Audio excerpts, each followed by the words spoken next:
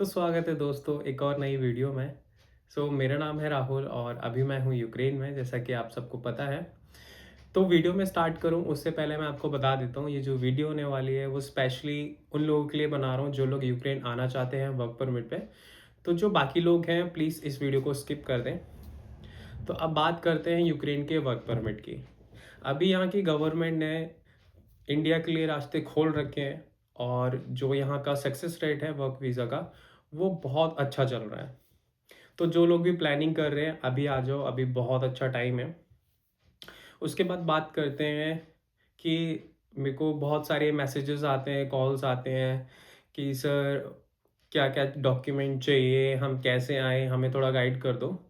फिर मैंने सोचा कि इसके ऊपर मुझे एक डेडिकेटेड वीडियो बनानी चाहिए, सो दैट जितने भी लोगों के ये क्वेश्चंस हैं कि हम कैसे आएँ, किसके थ्रू आएँ, तो इन सारे सवालों का जवाब आपको इस वीडियो में मिल जाएगा। वीडियो को बिल्कुल भी स्किप मत करना, पूरा देखना। तो चलो मैं आपको बताता हूँ कि आप यूक्रेन में वर्क परमिट पे कैसे आ सकते हैं। मैं आपको बता दूँ कि मैं भी इमिग्रेशन में काम करता हूँ और मैंने अभी तक बहुत सारे बच्चे इंडिया से, पाकिस्तान से और बांग्लादेश से यहाँ पे मैंने बुलाए हैं, ठीक है।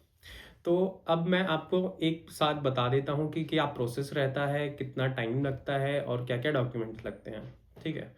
तो मैं आपको पहले बता देता हूँ कि ये जो प्रोसेस है वो 40 से 45 डेज़ का है। इसके अंदर आपके 2 वीज़ा लगते हैं। एक तो आपका यूक्रेन का लगता है, दूसरा आपका मोल्दोवा का लगता है। तो अब बात करते हैं वर्क परमिट के डॉक्यूमेंट्स की। जो हम डॉक्यूमेंट भेजते हैं बच्चे को, वो बच्चे को 12 से 15 दिन के अंदर रिसीव हो जाते हैं सारे डॉक्यूमेंट वर्क परमिट पे। अब दोस्तों वर्क परमिट कैसा होना चाहिए, उसके ऊपर क्या-क्या मेंशन होना चाहिए, क्योंकि मेरे को बहुत सारे बच्चों ने बताया कि उनके वीज़ाज़ रिजेक्ट हो गए हैं। फिर मैंने जब उनसे बात करी, तो मुझे पता लगा कि कई तो फेक वर्क परमिट बच्चों को दे देते हैं और आपको पता ही है इंडिया में कितने स्कैम्स होते हैं। तो दोस्तों जो भी आपको वर्क परमिट मिलता है, ठीक है, उसके ऊपर आपका अकोमोडेशन, आपकी सैलरी, आपके वर्किंग आवर्स, ये सारी चीज़ें मेंशन होनी चाहिए, ठीक है। क्योंकि जब आप एम्बेसी में इंटरव्यू के लिए जाएँगे, तो वहाँ पे ये सारी चीज़ें आपको हेल्प करती हैं कि आपकी जो फ़ाइल है वो स्ट्रॉन्ग हो, ठीक है। तो हाँ, मैं बता रहा था आपको कि प्रोसेस कितना टाइम लगता है। तो जैसे ही आप मेरे को बोलते हो कि सर हमारी फ़ाइल प्लेस कर दीजिए, ठीक है, तो मैं प्रोसेस स्टार्ट कर देता हूँ एंड आपको 12 से 15 दिन के अंदर आपके डॉक्यूमेंट्स हैंडओवर हो जाते हैं आपके गिवन एड्रेस पे। उसके बाद में आपको वो सारे डॉक्यूमेंट लेके प्लस आपका पासपोर्ट, आपकी हायर एजुकेशन की जो क्वालिफ़िकेशन है वो, और इसके अलावा जो 12th पास हैं वो भी आ सकते हैं। यहाँ पे ग्रेजुएशन की कोई भी एज़ सच रिक्वायरमेंट नहीं है। तो काफ़ी लोग ये भी पूछते हैं कि सर 12th कर रखी है हमने, ग्रेजुएशन नहीं करी, हम आ सकते हैं क्या? हाँ, आप लोग बिल्कुल आ सकते हो 12th बेसिस पे भी। और उसके अलावा मैं आपको क्लियर कर देता हूँ कि पीसीसी नहीं लगती। बहुत सारे बच्चे पूछते हैं सर पीसीसी की रिक्वायरमेंट होती है। तो यूक्रेन के लिए पीसीसी की कोई भी रिक्वायरमेंट नहीं है, ठीक है? तो हम उसे कंसीडर नहीं कर रहे हैं यहाँ पे। उसके अलावा आपका आधार कार्ड, पैन कार्ड और मोस्ट इम्पॉर्टेंट चीज़, आपके पास 7 लाख की बैंक स्टेटमेंट होनी चाहिए। तो अब बहुत सारे बच्चों का क्वेश्चन रहता है कि सर हम इतने पैसे कहाँ से लेके आएँ? तो देखो, अगर आपको यूक्रेन आना है तो आपको ये अरेंज करना पड़ेगा। मैं आपको एक इसका हैक बता देता हूँ कि आप कैसे अरेंज कर सकते हैं। देखो, हमें जो बैंक स्टेटमेंट चाहिए होती है वो 3 महीने की चाहिए होती है, ठीक है? तो हम क्या करेंगे कि ऐसा नहीं है कि उसको 3 महीने तक हमें अकाउंट में 7 लैक्स रखने, नहीं। लेट्स सपोज कि आज आपने अपने अकाउंट में 7 लाख डाले, ठीक है। आप बैंक जाते हैं, आप वहाँ से फोटो स्टेट निकलवाते हैं 3 महीने की अपनी बैंक स्टेटमेंट की। उसके ऊपर आप अपने बैंक का स्टैम्प और साइन करवा लेते हैं। उसके बाद आप घर आते हैं, उसके बाद आप उन पैसों का कुछ भी करें, उन्हें निकाल सकते हैं, आपने जिससे हेल्प ली थी उन्हें रिटर्न कर दो। तो ऐसा नहीं है कि आपको रख के रखना है 3 महीने तक, समझ गए? तो आप इस तरीके से कर सकते हो। बाकी हाँ, अरेंज आपको करने पड़ेंगे क्योंकि ये रिक्वायरमेंट है। कई लोग फ़ाइल प्रोसेस करवा लेते हैं, फिर वो बोलते हैं कि सर हम तो अरेंज नहीं कर पाएँगे। देखिए, आपको अपने साइड से जितने डॉक्यूमेंट हैं वो आपको प्रिपेयर करने पड़ेंगे। जो मेरे साइड से जितने डॉक्यूमेंट्स हैं, मैं आपको वो प्रिपेयर करके एक ही बार में आपको हैंडओवर कर दूँगा। ठीक है? तो उसके बाद में जब आप अपना एम्बेसी में जितना भी डॉक्यूमेंट है वो सब हैंडओवर कर देंगे, उसके बाद विद इन अ वीक आपको मेल आ जाती है, आपका इंटरव्यू शेड्यूल हो गया है। तो उसके बाद मैं आपकी प्रिपरेशन कराऊँगा आपके इंटरव्यू की। एंड ये जो इंटरव्यू होता है वो हार्डली 5 मिनट का रहता है, ज़्यादा नहीं रहता, और बेसिक से क्वेश्चन पूछते हैं। बट स्टिल मैं अपने बच्चों को प्रिपेयर करवाता हूँ सो दैट वो छोटा सा भी रिस्क ना लें, ठीक है? तो उसके बाद जैसे ही आपका इंटरव्यू हो जाता है, उसके बाद हफ्ते या 10 दिन के अंदर अंदर आपको रिजल्ट आ जाता है, ठीक है? और आपका जो पासपोर्ट है उसके ऊपर यूक्रेन का वीज़ा लग के आ जाता है। उसके बाद हम नेक्स्ट प्रोसेस में जाते हैं, जहाँ हम आपका मोल्दोवा का वीज़ा लगवाते हैं, ठीक है? तो जो मोल्दोवा का वीज़ा है वो हम आपसे ही लगवाएंगे, बिकॉज आपकी मेल और आपका फ़ोन नंबर वो आपका ही होना चाहिए। तो बहुत सारे एजेंट क्या करते हैं कि अपने ईमेल और अपने उस पे फ़ोन नंबर पे बच्चों का वीज़ा प्रोसेस करते हैं, यूक्रेन का भी और मोल्दोवा का, जो कि मेरे हिसाब से गलत है, क्योंकि इमिग्रेशन में समटाइम्स वो चीज़ें प्रॉब्लम क्रिएट करती हैं और बच्चा वहाँ पे स्टक हो जाता है, और समटाइम्स उसे वापस डिपोर्ट भी कर देते हैं। तो हम प्रिकॉशंस लेते हैं कि ऐसा कुछ भी मूवमेंट ना आए बच्चे के साथ में, जहाँ उसको सब कुछ होने के बाद वापस जाना पड़े।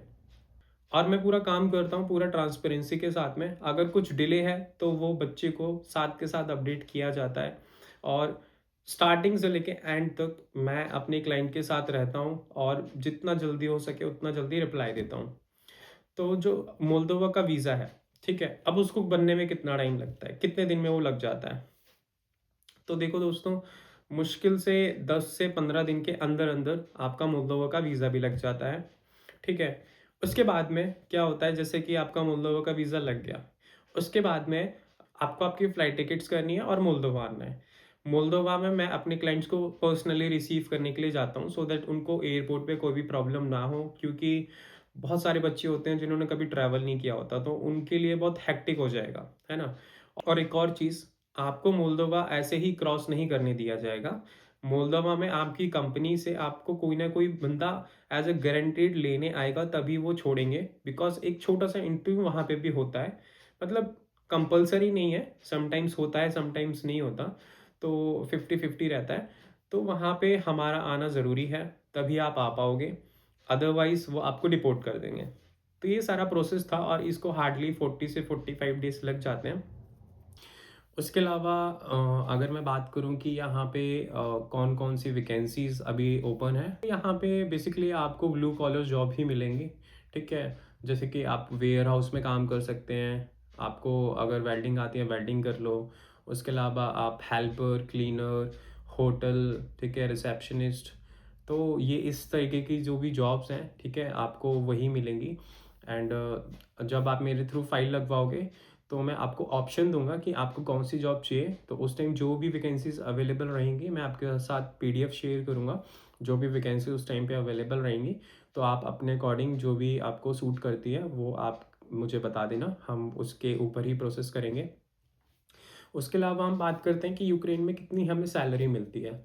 तो अगर हम सैलरी की बात करें, तो आपको अगर मैं बताऊँ इंडियन रुपीज़ में, तो ये कुछ 70 से 90,000 के बीच में, ठीक है, एज़ पर कंपनी। तो इतनी आपको सैलरी यहाँ पे मिल जाएगी, जो कि मेरे अकॉर्डिंग अभी ठीक है। उसके अलावा आप यहाँ पे 1 साल अपना एक्सपीरियंस गेन करिए, उसके बाद आप यहाँ से यूरोप में ईज़िली एंटर करेंगे, क्योंकि आपके पास एक अच्छा खासा एक्सपीरियंस बिल्डअप हो जाता है। बिकॉज़ आपको ही पता है कि हमारा इंडियन पासपोर्ट इतना स्ट्रॉन्ग नहीं है। तो अगर आप अभी फॉर एग्ज़ाम्पल इंडिया से जर्मनी जाना चाहते हैं, तो आपके लिए वो बहुत टफ़ होगा, क्योंकि जर्मनी आपको नहीं लेगी।